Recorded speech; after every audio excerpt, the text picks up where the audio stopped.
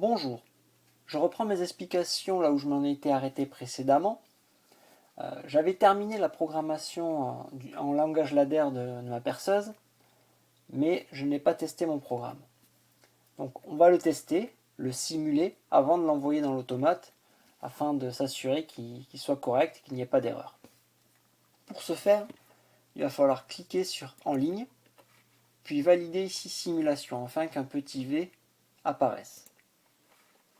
Je revérifie, là il est apparu, donc on sera bien en mode simulation. Ensuite, il faut appuyer sur Accéder au système. Donc on voit à gauche que des carrés bleus, enfin des rectangles bleus sont apparus, mais la simulation n'est pas active encore, il faut appuyer sur Démarrer. Et là, on a bien lancé la simulation. Donc dans la partie gauche de mon écran, ici, je vais afficher une simulation de la perceuse pour voir en parallèle ce qui se passerait dans la réalité. Donc notre capteur S3, on voit qu'il n'est pas actif, donc notre voyant H2 devrait être allumé puisqu'il y a un carré bleu. Donc à chaque fois qu'il y a un rectangle bleu qui apparaît, c'est que la variable est active, elle est à vrai.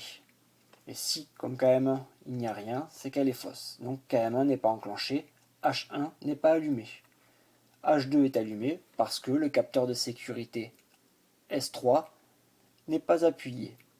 Si par exemple j'appuie sur S3, donc pour le simuler dans Code 6, on va double-cliquer sur S3, puis à l'aide du clavier appuyer sur les touches CTRL et F7. Qu'est-ce que permet cette association de touches? CTRL plus F7, écrire valeur des variables. En fait, j'ai écrit dans S3, j'ai activé S3 en fait.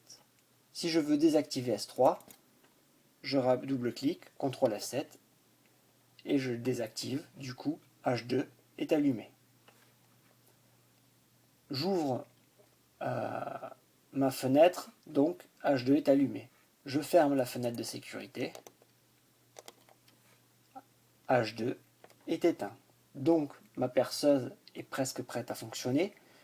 Il faut tout simplement appuyer sur le bouton poussoir S1 pour pouvoir lancer ma perceuse et allumer le voyant H1. Donc je double-clique sur S1, CTRL F7. Mon contacteur moteur est bien actif, mon voyant marche, est bien allumé. On va tester nos sécurités. Donc par exemple, bouton poussoir arrêt. Donc j'appuie sur bouton poussoir arrêt. J'ai arrêté KM1. J'ai arrêté le voyant H1.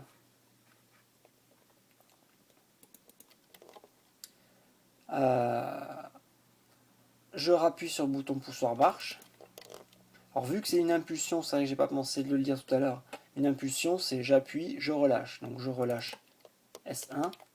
Je ne peux pas relancer KM1 parce que mon bouton poussoir arrêt est toujours appuyé. Donc j'arrête d'appuyer sur S2. J'appuie sur S1. KM1 s'enclenche. Je relâche S1.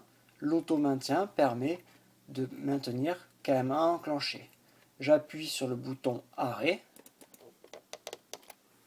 KM1 est plus enclenché. J'arrête d'appuyer sur le bouton arrêt. J'appuie sur S1. KM1 s'enclenche. Maintenant, testons la sécurité de la fenêtre. J'ouvre la fenêtre.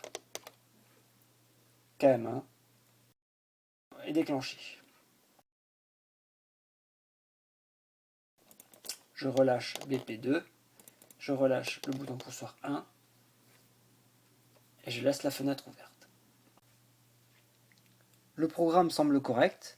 Je vais donc pouvoir l'envoyer dans l'automate. Et je ferai ça lors de la prochaine vidéo. Je vous remercie. À bientôt.